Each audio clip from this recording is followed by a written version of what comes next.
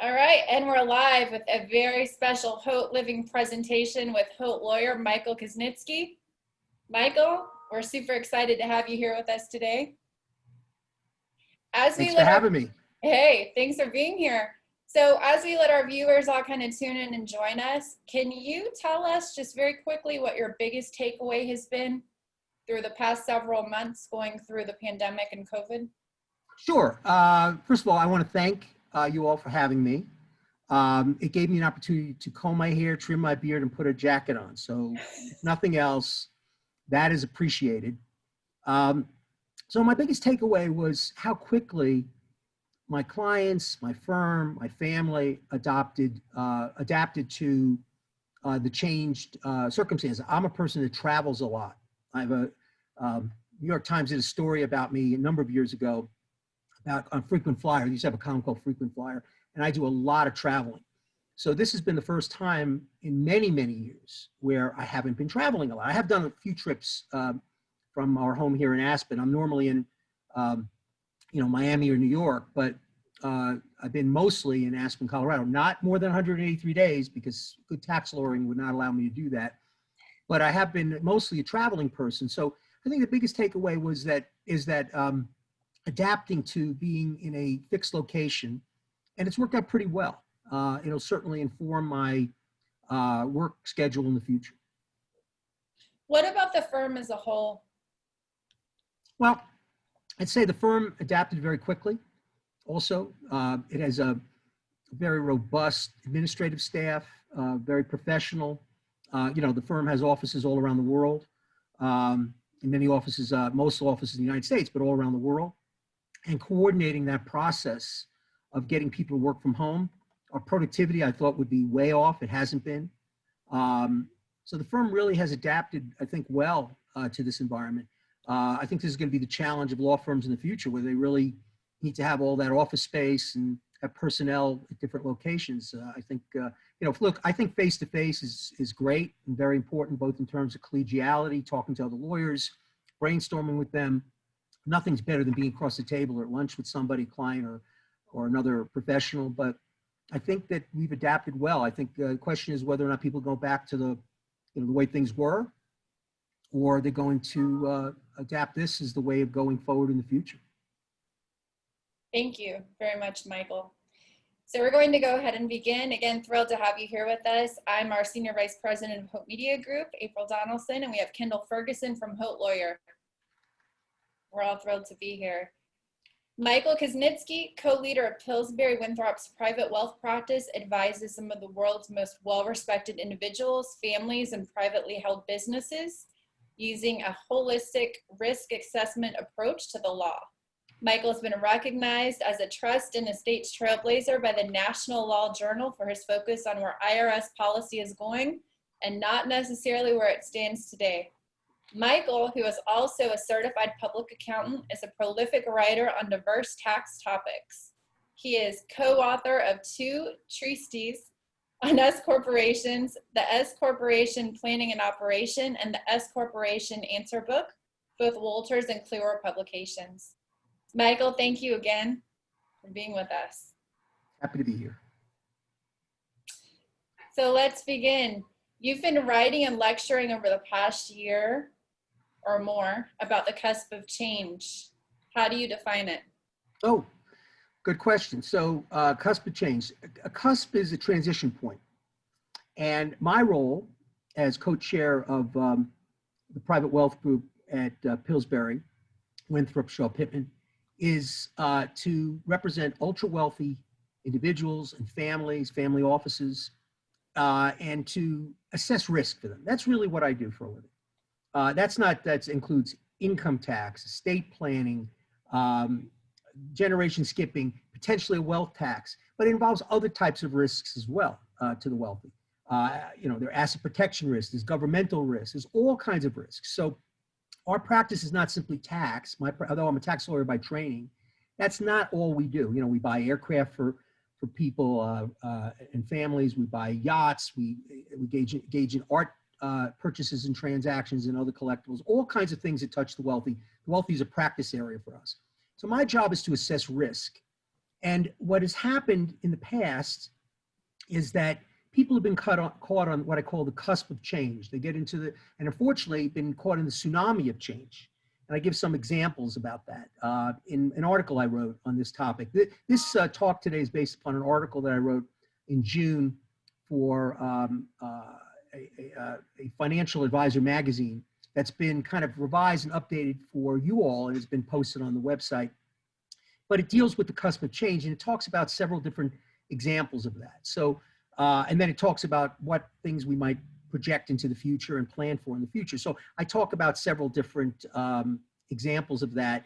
I talk about, people having foreign bank accounts as an example, and foreign bank accounts, and not recognizing that there was a transition point where, while those were not people who had them were not found to be violating the law, although they were always, they weren't prosecuted. They weren't, the government didn't come after them. But that changed, and they needed to change with that change. They needed to adapt to those changes, and many people didn't, and they were prosecuted or fined severely, and that included both banks and individuals.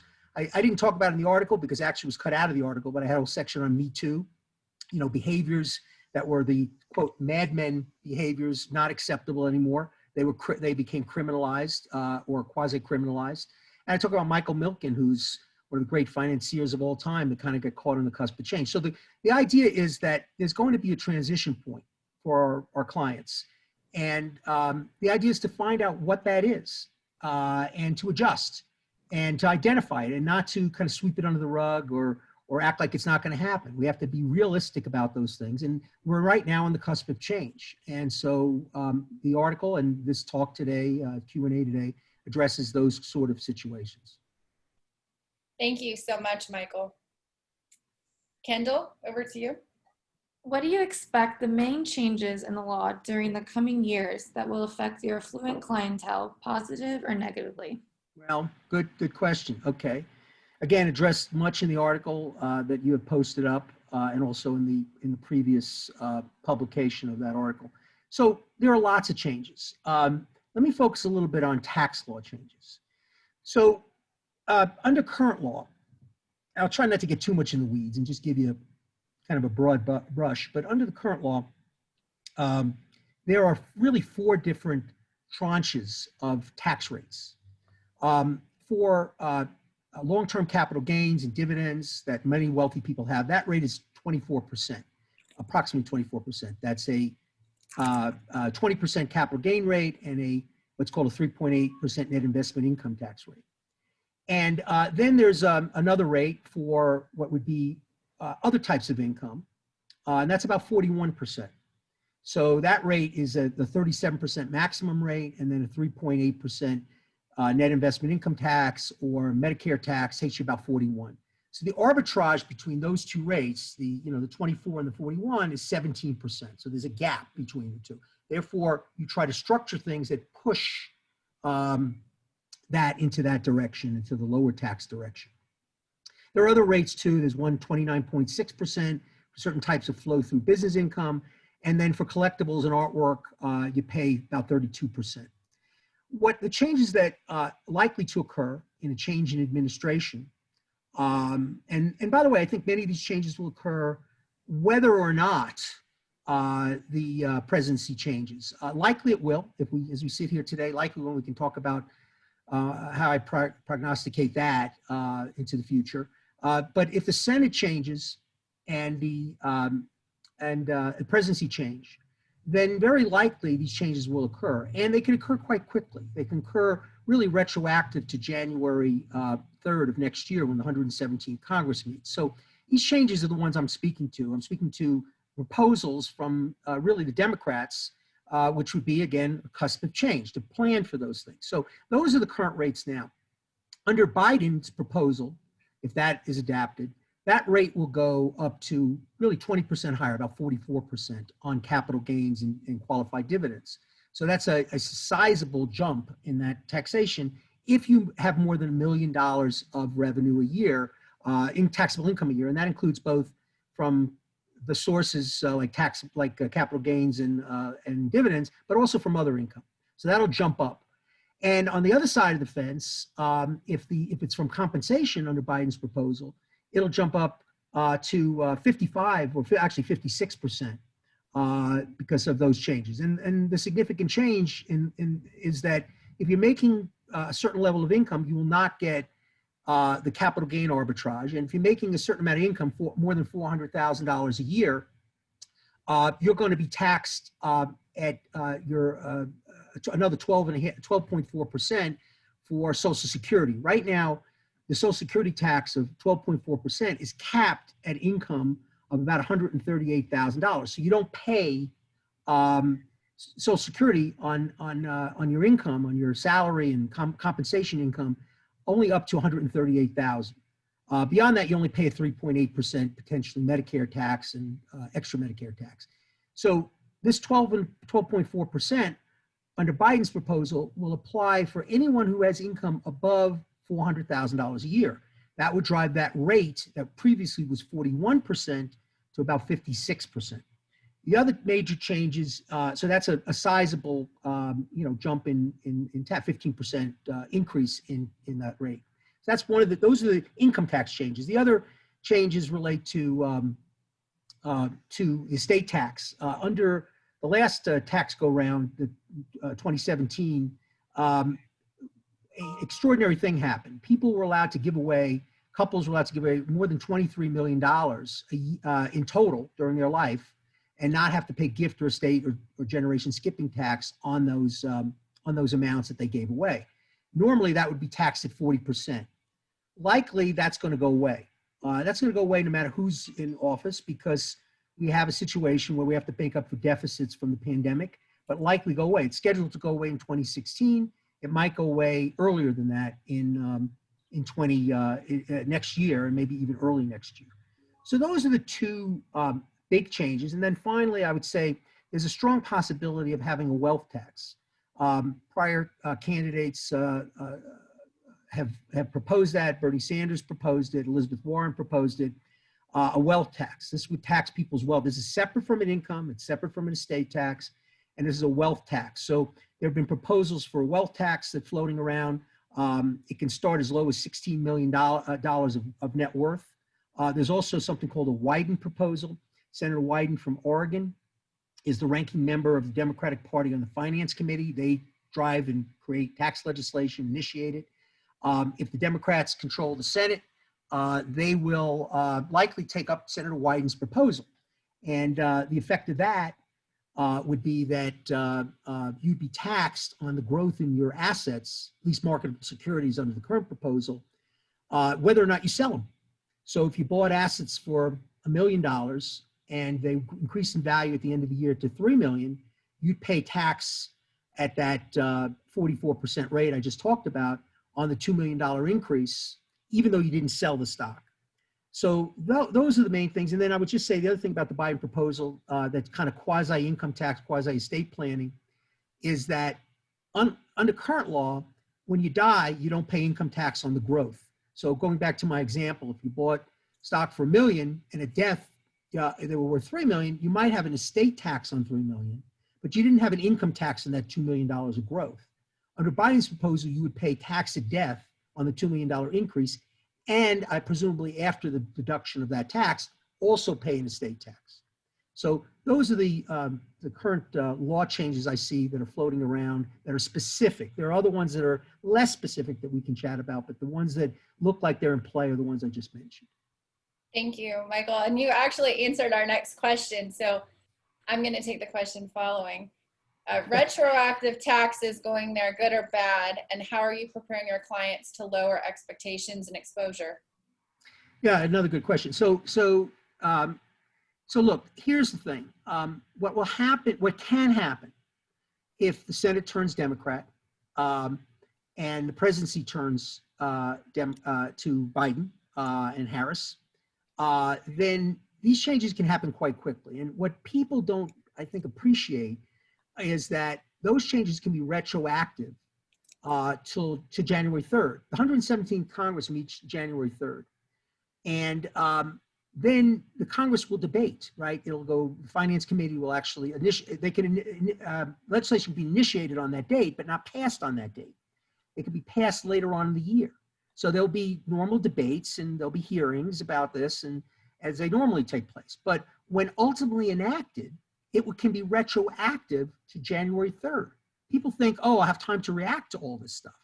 And so that's not the case, not necessarily the case. It could be the case, but not necessarily. There have been retroactive, the last legislation had retroactive tax changes back to 2017, even though, that it wasn't passed until later.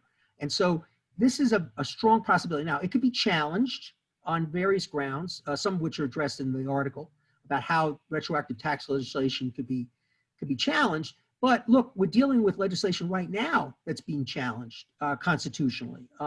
So-called Obamacare is going to be heard by the U.S. Supreme Court just a few weeks after the election by the Supreme Court. And if Obamacare is set aside, certain parts of it are set aside, which could happen, then people who paid the 3.8% net investment income tax and the Medicare, extra Medicare tax will get a refund of their taxes. Now, that original Obamacare legislation, the healthcare legislation, took place in 2010, and it's being heard now. So, there could be constitutional challenges, but likely you're going to have to live with that for many years, these tax increases retroactive. And even if they're found to be invalid, they'll still be prospective. So is it bad? Well, it depends on whose hat you're wearing. Where you sit is where you stand. I believe, as Maya Angelou says, when people show you what they are, believe them, right? I'm believing the people who are proposing this sort of legislation. I'm not assuming that this is they're saying it for fun. I think they mean it, and so likely that this is going to happen if they're elected. And it depends on where you stand. You might say, well, this is great because it's going to bring down the ultra wealthy's wealth, and there'll be more for other people to have as part of our budget. It'll help balance the budget. The flip side of that is obviously I represent clients who want to preserve their wealth. So depends on where you sit is where you stand, and where you stand is where you sit. I have been doing things to try to protect my clients in advance. I guess one of the things you mentioned earlier, one of the things about I talked about personally about the pandemic, but I guess professionally, one of the things I've been surprised about is my colleagues have focused very superficially on really just the estate issue, the 23 million or the 11.6 million, 588 million, $11,580,000 of lifetime exclusion, but not really preparing the clients for other things I've mentioned, particularly in the tax area. This retroactive taxation that I've talked about. They have prepared them many people preparing for the loss of the lifetime exclusion, but not these other things. I have been doing things with my clients really since Bernie Sanders looked like he might be the candidate and has talked about a wealth tax. So I have engaged in various wealth tax strategies or market-to-market taxation strategies to deal with those things. Now, they're not bulletproof because we don't know what the ultimate legislation will look like, but we do have a sense, and this is where the experience comes in, not just with me, but other colleagues of mine, in balancing what the IRS typically does in situations like this, what Treasury does, and what Congress does. And so we think that they will approach the low-hanging fruit first in the wealth tax arena, but that likely because of large deficits and likely because of, a feeling that there's just too much of a disparity in wealth in the country, there'll be something done to deal with that, and likely be a wealth tax, situation. That's likely the way this will unfold, and whether that's January 3rd of next year, retroactive that date, or some point in the future, we don't know. But I'm preparing for that inevitability one way or the other. One of the polling things that I look at the polling, and I look at the polling with respect to taxation. There's close to 80% of Democrats think there should be a wealth tax, but surprisingly, 57% of Republicans think there should be a wealth-like tax. So this is kind of a bipartisan thing, and so we have to plan for it. We don't sit on our hands. And look, we tell clients, look, we could do some planning, and we'll do planning that's cost efficient. But the fact of the matter is that maybe I'm wrong. I could be wrong, like Dennis Miller says. I could be wrong. It's possible. But this prudence would dictate not sitting on your hands. Thank you very much, Michael. Kendall, over to you.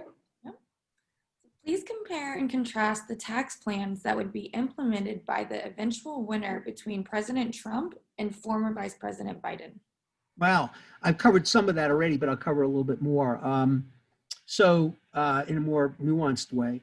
Well, look, I guess, I haven't focused too much. There have been some proposals coming out of the Republican side, but I haven't focused on them too much because I'm assuming you got to put your time and efforts where, where you think the best suited. And the Republican proposals probably don't have a whole lot of legs because in a worst case scenario for the Democrats, they're going to retain the House. I've heard some people speak to the contrary, but based upon my analysis, I find that hard to believe that the Democrats would lose the House. It's a possibility, but unlikely. If they don't lose the House, then Republican tax legislation of the type that's been proposed that would be more weighted towards favorably towards the wealthy is unlikely scenario.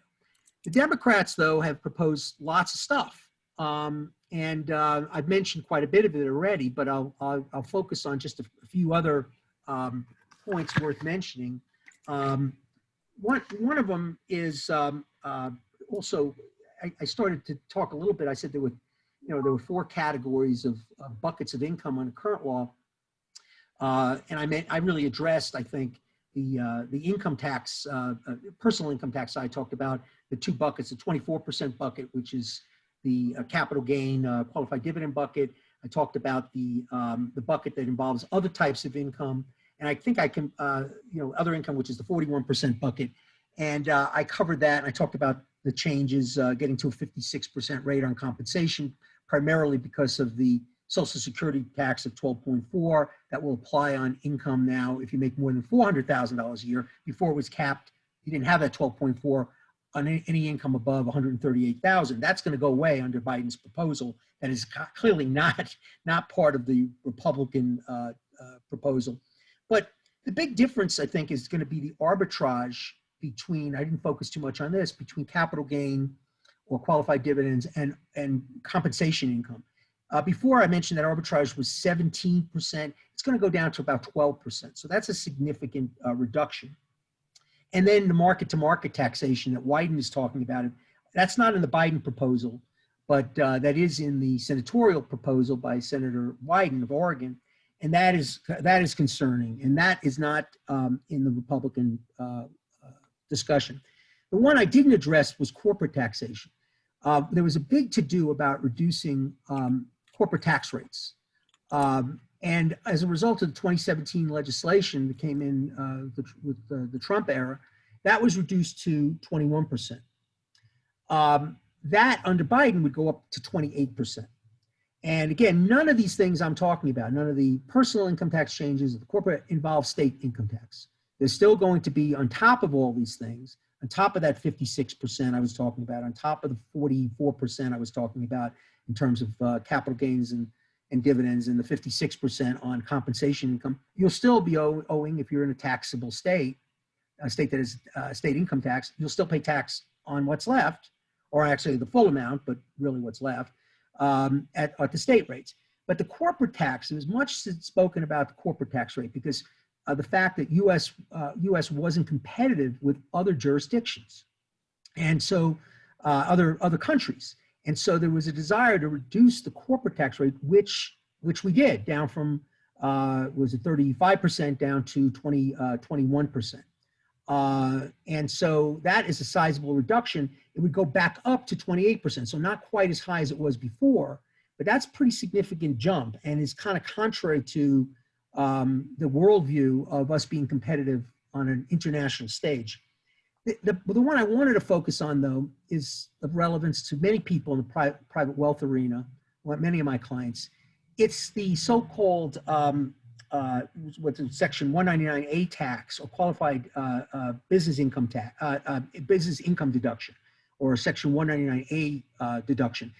That deduction gives you a 20% deduction of your qualified business income. It's in the current law.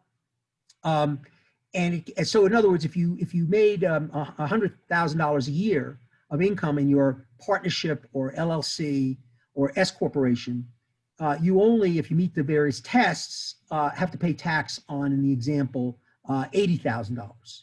So that gets you to what's called about a 29.6% rate. That's the maximum rate of 37%, 80% of the maximum rate. So that came in also in 2017. Biden would do away with that. And that would be done away with if you have income of more than $400,000. So my 100,000 example is not a good one here. I should have used $1 million, but you get the point that that's going to be done away with. So in conjunction with raising the corporate rate on business, the 29.6% rate would go away if you have a sizable business.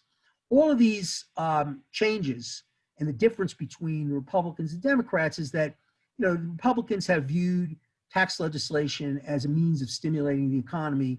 The Democrats believe less in that and believe there are other means to stimulate the economy, mainly putting more money in the hands of the lower income people and middle class. So it's a difference of philosophy in terms of tax legislation. And we'll just see more of it, maybe in different forms. Look, there's no guarantee that any of this stuff will pass, but it's likely it will. And especially if, as I say, the Senate turns Democrat and the presidency turns, and that's highly likely as we sit today based upon the polling. Thank you, Michael. Taking it a step beyond that, what other changes would you see potentially at play for the segment that you work together with in your private wealth law practice outside of taxes? Yeah, sure. So yes, as I say, our firm, we view the ultra wealthy family office as a separate practice group. So we don't have these siloed tax, trust and estate, buying aircraft, buying art, asset protection plan. We don't put them in different practice groups. They're all in my group. My co-chairs, one is in Silicon Valley, the other was in Hong Kong. My fellow partners are in this space. So we deal with things holistically. We deal with things multi-jurisdictionally, not one-dimensionally. The buck stops with me and my other partners that are at the point on different matters. So we don't look at things strictly from a tax standpoint. And so, you normally, you wouldn't go to your tax lawyers, trust estate lawyer and says, tell me about these other changes. So you can with me and people in my practice. So let me address the two major ones, and they're addressed in my article. So, one of them is that I call the criminalization of behaviors. It's just an extension of what I talked about before on being caught on the cusp of change. And that is that behaviors and approaches to business that previously were either acceptable or were at worst fined may well become criminalized in the future. This, one of the things we saw candidate Biden say the other day was that, one of the things we're going to do if we in terms of unionization, allowing unions. Right now, there's federal legislation that deals with the ability to create unions in non-unionized companies. And that legislation has been around a long time, well established. But one of the things that Vice President Biden has suggested is that we would make the CEOs of companies, not just the company, personally liable, and boards personally liable for behaviors of the company that are anti-union. Well, that creates a chilling effect. And also, it's one thing to say, look, we have legal remedies to deal with potential unionization. It's another one to say that if we plan incorrectly, that there could be personal and perhaps criminal liability attached to officers and directors of companies. So this kind of behavior, it's similar to, Me Too. If I was a big fan of Mad Men. I don't know if you saw Mad Men, but I like Mad Men. I grew up in the 70s. And when I say grew up, I didn't mean grow up in terms of business in the 70s. And yeah, those behaviors were boorish and improper, but they weren't criminalized. And those behaviors have become criminalized. And there are now issues about statute of limitations and whether or not behaviors from many, many, many years ago could be prosecuted. We're going to see more prosecutions, particularly in the areas I've described, but also, for example, environmental. If you want to create a chilling effect on people doing things that are that would be contrary to the environment, best thing you could do is say we're going to put the board of directors, the CEO, in jail. So this is something to be concerned about. I have a client that makes tear gas, one of his portfolio companies makes tear gas. Who knows whether there's some argument that can be made that he sold tear gas that was used against immigrant populations and marginalized populations in terms of police usage, and he knew it was being used for that, and his company knew. Who knows how that will be treated in the future? So the criminalization of behaviors, or quasi-criminalization, because you can criminalize things and put people in jail. You can also fine them and make it so that they cannot participate in normal business transactions because of their behaviors. They are shunned publicly in a way that people don't want to do business with them. That's called kind of quasi-criminalization behaviors. I think we're going to see more of that. The other thing I think we're going to see more of, and the thing I'm most concerned about, and I don't know, maybe it deserves a separate discussion, but safety. I think this is the hidden issue for the wealthy. It's not so hidden because people are already acting on it. People do not feel safe. And I'm not, by the way, I have clients on both sides of the aisle. I should have said that from the beginning. I have many Democrats who are clients. I have many Republicans who are clients, probably more Republicans, but I have a fair number of Democrats.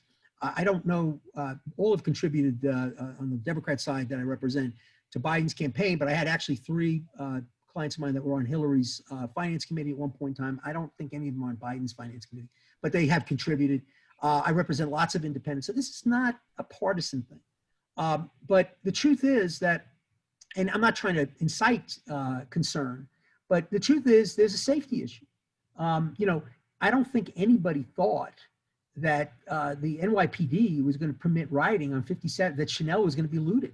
If they did, they would have taken all their stuff out, their inventory out. They didn't think they were going to be looted. So when police chiefs and mayors euphemistically say, this is, it's come up several times. Again, not trying to be a pure partisan, but it's come up several times in other places, Raleigh, New York, Chicago. And the euphemism is, we're not going to put property over people.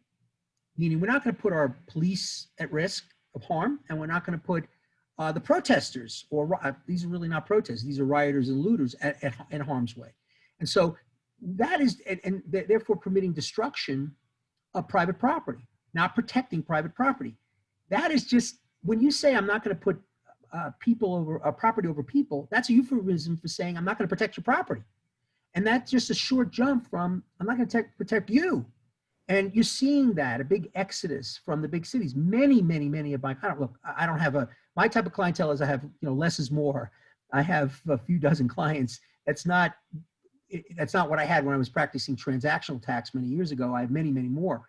Here, I have a small, relatively small group of families, legacy families, some new money families, but, many of them are moving out of the big cities. Or they're, these are not simply tax motivated. This is safety motivated. I continue to have a residence in New York City, as I do here in Aspen, as I do in Miami Beach, which is my primary residence. I have offices in New York and in Miami and LA. I spent a lot of time in LA. I'm spending less time there now, obviously. But there's a concern about safety. And when there's a concern about safety, people go elsewhere. And so I think safety and how you protect yourself. My clients have, many of them added more security force, certainly enhance the security on their properties, particularly if they're in the city. So those 2 things I see as significant changes. The first being more, oriented towards potential legislation. The second, not so much legislation as much as not enforcing legislation. Because if, that's what has happened in some of these countries, these Latin American countries, they just don't protect the wealthy. They let the wealthy fend for themselves, and that results in bad things. Thank you. Not to be dire or doomsday kind of person, but I mean. No, but I mean, you're speaking from your experience and what you know and your knowledge base, and with your. Yeah, I mean, it's hard because you try to bring a balance, right? Balanced perspective, and I don't want to appear partisan in any way. I want to appear realistic, and I think I'm trying to the best I can. So I hope your audience understands that. No, and we certainly appreciate at Haute Living and through the Haute Lawyer brand, you're very objective in the way you present all of your facts, and it's very much appreciated. Thank you. Kendall, over to you. So how has working under the banner of Pillsbury been a driver for you in front of prospective clients opposing counsel, and or judges and arbitrators? Oh, well, well, first of all, let me tell you, I've only been in court twice in my life. Let's say you mentioned judges and arbitrators. I've only been in court twice in my life, both my own traffic tickets. So I don't want to tell you the results of those cases. So I'm an office type lawyer. So it doesn't really affect me in that perspective. But, just a little pitch for Pillsbury. Thank you for that. I'm here 4 years. Before that, I was at Boyce, Schiller and Flexner, heading up the tax and middle market practice group for about 15 years. And then before that, I had my own firm called Zach Kosnitzky in Miami and Fort Lauderdale. Before that, I was at Davis Polk and Wardwell.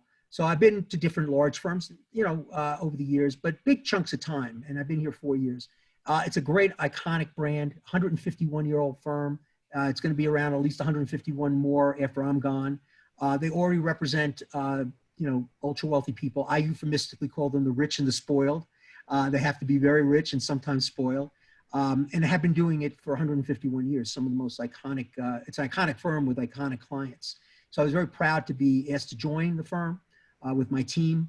My team included people from the New York and Miami offices of Boyce Schiller at the time when I came over, but I've added a number of people since then, and it's just expanded greatly. The firm has got lots of different capabilities. We buy aircraft. We have people in other jurisdictions. Hong Kong, I mentioned, in London. It just has opened up and expanded, my ability to transport my inventory of skills around the world, and my team. And they've been great support to me, and it's been a great platform for me. They appreciate, what I do. They understand dealing with risk and how to, which is really what we do as lawyers. Lawyers is assessing risk. Our job is to assess risk, different types of risk, tax risk, as I mentioned, assess the risk, then describe mitigation strategies for risk, and let a client make an informed decision about that. That's the mantra of the firm. I think that they've been doing it well. By the way, the story about risk. I describe risk to a client, but a client can tell me, thank you for that. What does it cost to mitigate it? Different strategies. You can describe it to a client, and a client may say, thank you very much, but I'm willing to live with that risk. And I don't want to I'll deal with the wealth tax when there's a wealth tax. I'll deal with these issues you just described about safety when there's a real problem about safety. I'll deal with the criminalization when there's a problem. They may say that. That's their right. I'm just the lawyer. And I tell the story of, the judge and the jury and the foreman and the client, and the jury comes back, and the judge asks the foreman to read the verdict, and everybody stands, and the foreman reads the verdict, says, "We find the defendant guilty." And with that, the client turns to his lawyer and says, "Well, what happens next?" And the lawyer says, "I don't know about you, I'm going to lunch." So the point is that once I define a risk and describe a risk to a client and decide mitigation strategy, they decide not to do it. That's their business. I'm not here to be their rabbi or priest. I'm here to advise them. And so I think that's been Pillsbury's, strategy for long before I got there, representing wealthy families long before I got there.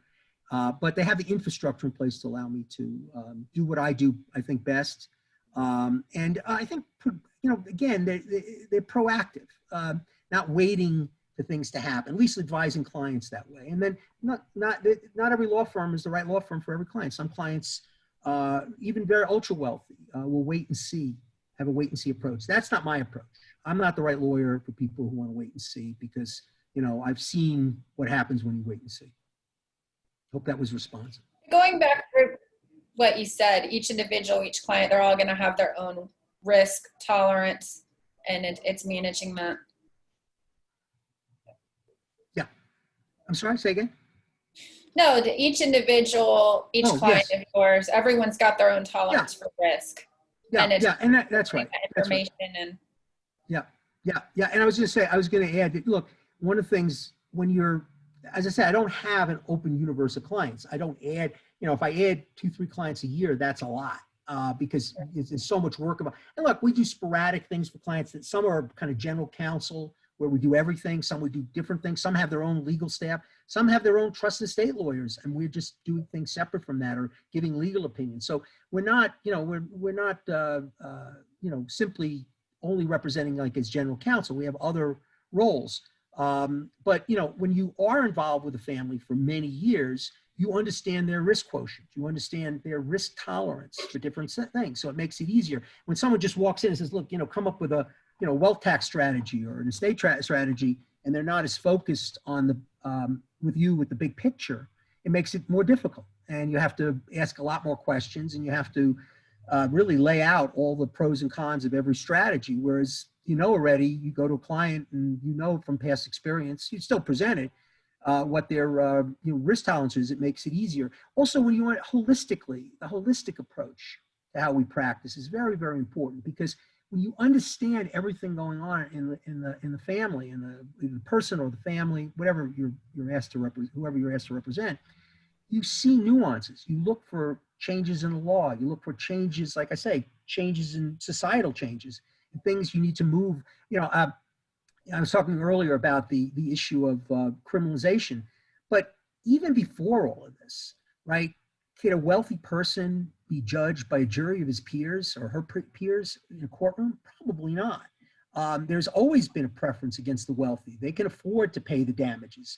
Or if something is close call, they have to, you know, they're responsible. This has been true in U.S. jurisprudence as a practical matter for many, many, many years. There's nothing new about that. I just think that that's going to be on steroids going forward.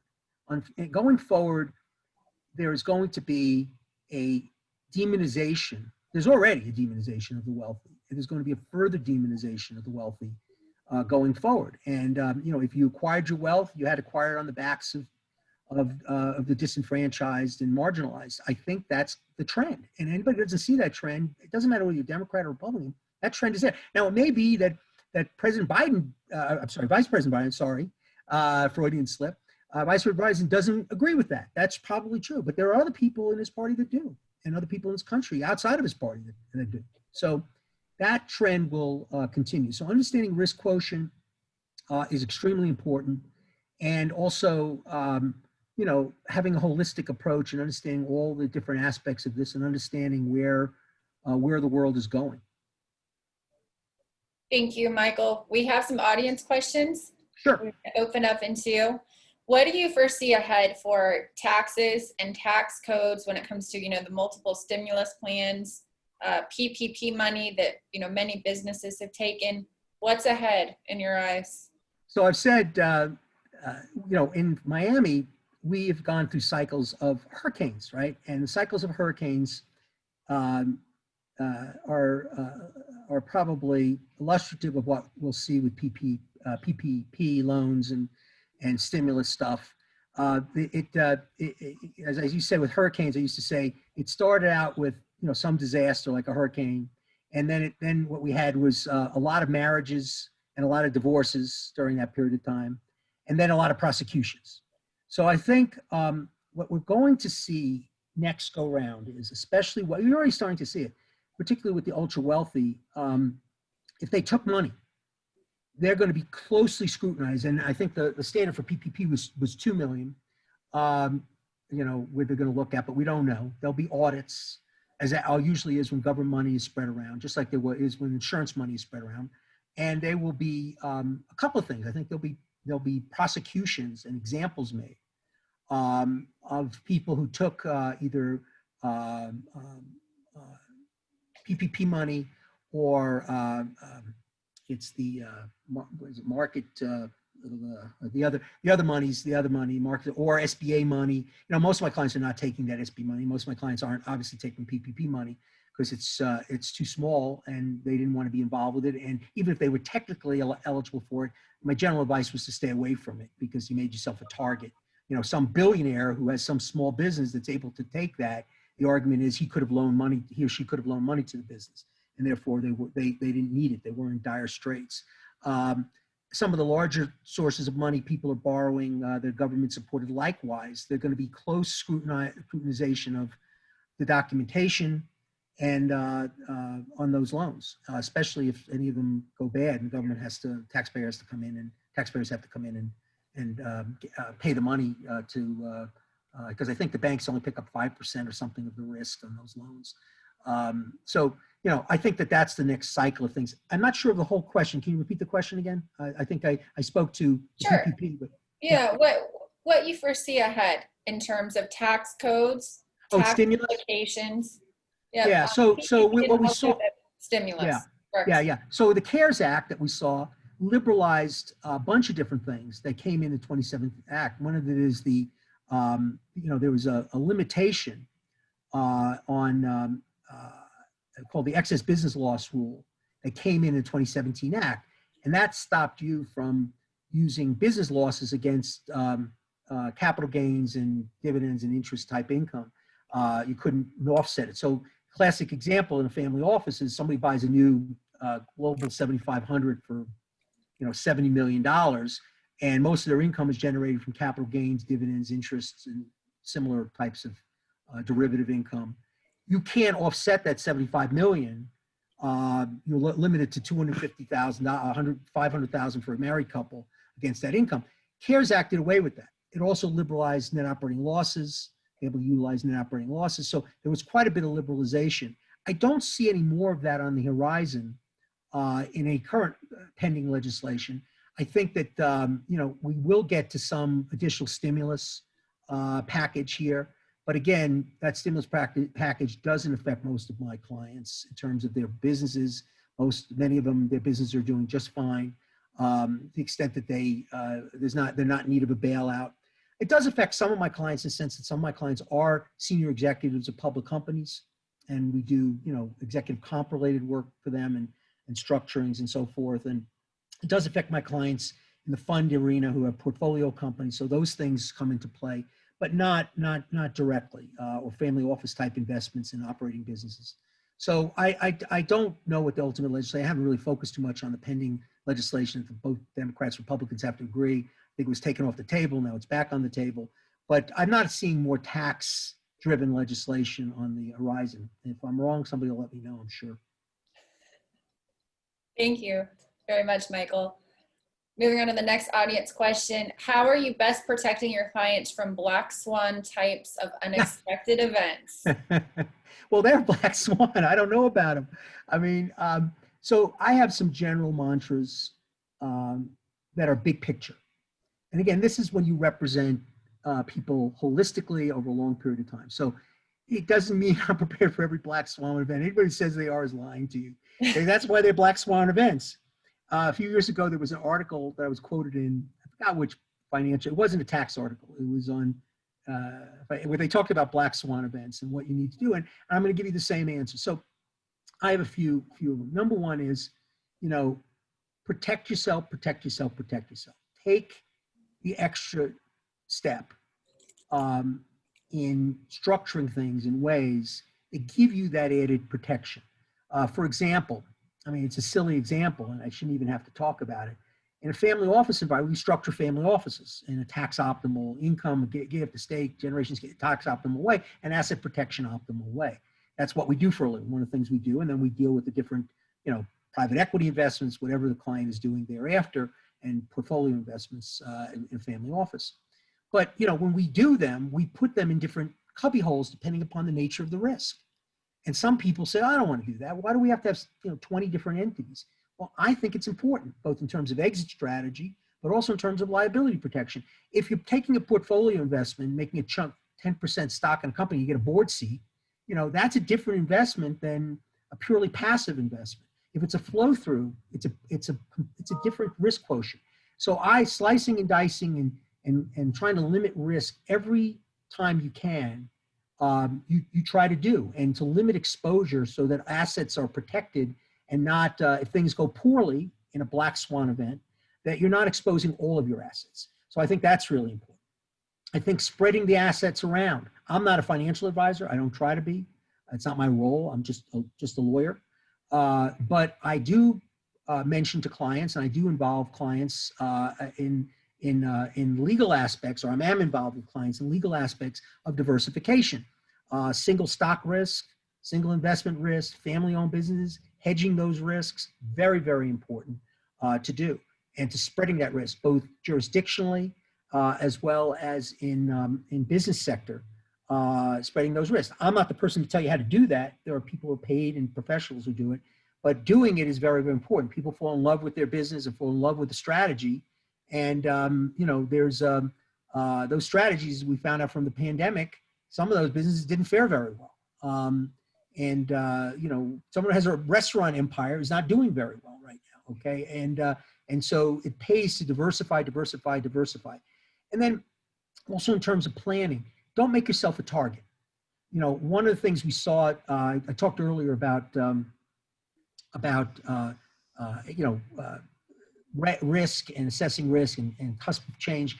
I mentioned offshore bank accounts, which were always illegal, right? I mean, not having the bank account, but not reporting the income was always illegal.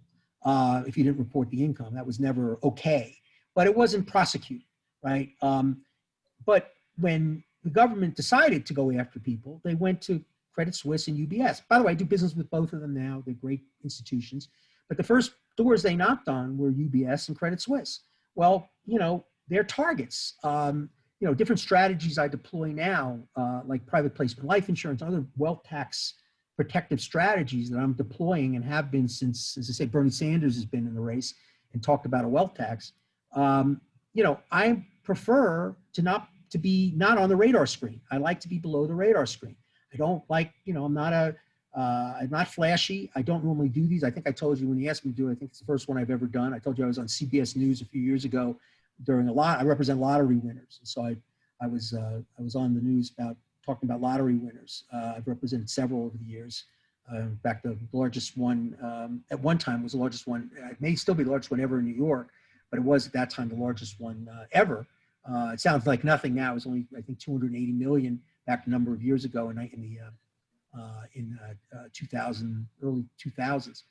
But that's, so I was on it, but I don't normally do this because I like to keep a low profile, I like my clients to keep a low profile. The strategies I deploy are not aggressive strategies.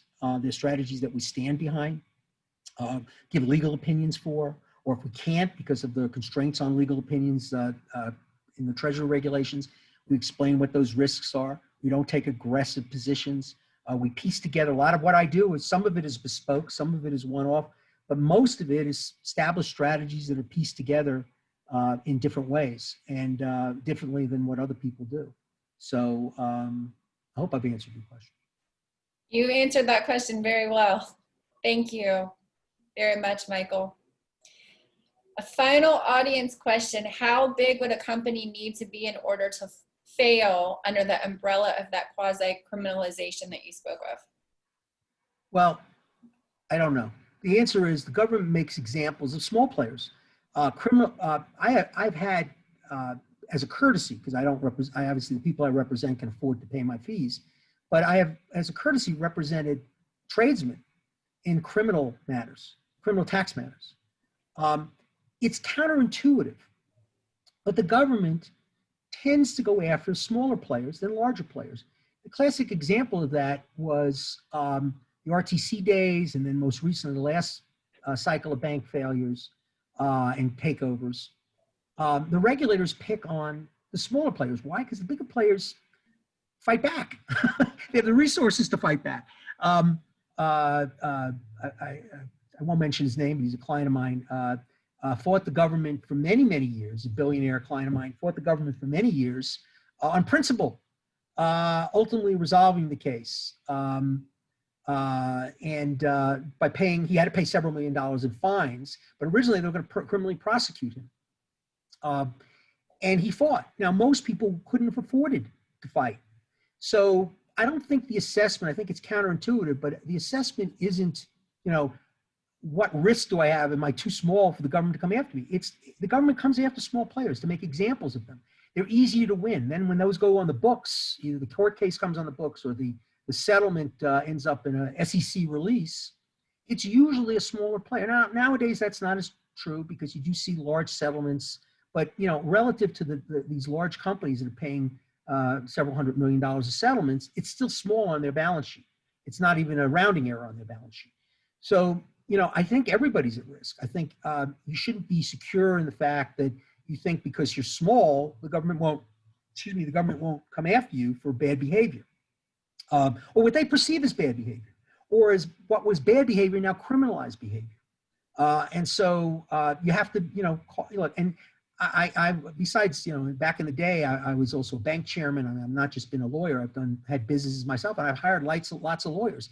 And I can tell you that the regulators will, look more closely at smaller situations and call and push them around.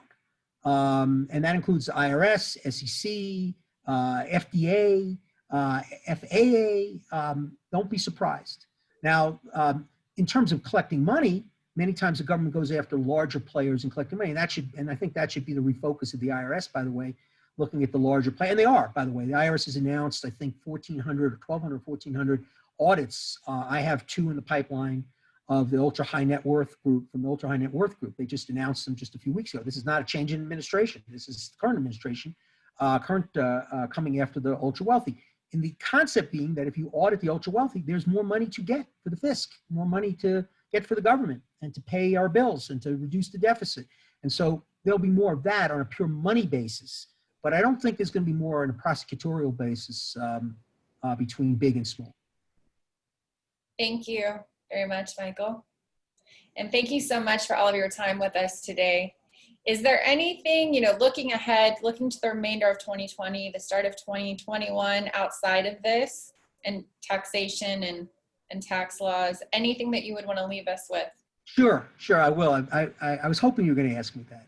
You didn't ask me that before. You didn't say, oh, I'm going to ask you that, but I was hoping you would. So we're the land of the free and the brave. Be brave. We're going to go through, no matter who's elected, we're going to go some drastic changes. It doesn't matter who's elected. There's going to be drastic changes in the future. And the thing we can count on is change. There's going to be lots of change. So my goal with my clients is to do the following, particularly the ultra wealthy, is to, live well, be secure, be protective of your assets, and live to fight another day, because administrations change, situations change. And so be in a position that is protective of your assets as you can now, and be ready when things change again, because we don't know how they're going to change. We don't know about what those we knew if they were black swan, if we knew what black swan event it was, it wouldn't be a black swan event. So we don't know what's coming, but we know for a fact that there's going to be change. And in order to limit our exposures and to be prepared to fight another day and to think long-term, generational, that's what I try to do with my clients, and that's what I recommend to my clients. Thank you very much, Michael. Thank you for being an outstanding partner of the Haute Lawyer Group here at Haute Living. Thanks again for having me. To all you have ahead with us. And wishing you a great rest of the week and remainder of the year. And we're looking forward to seeing you soon here in Miami and out of Aspen. Well, I'm not sure when I'll be back, but I'll be back. Thank you very much. Yeah. Take care.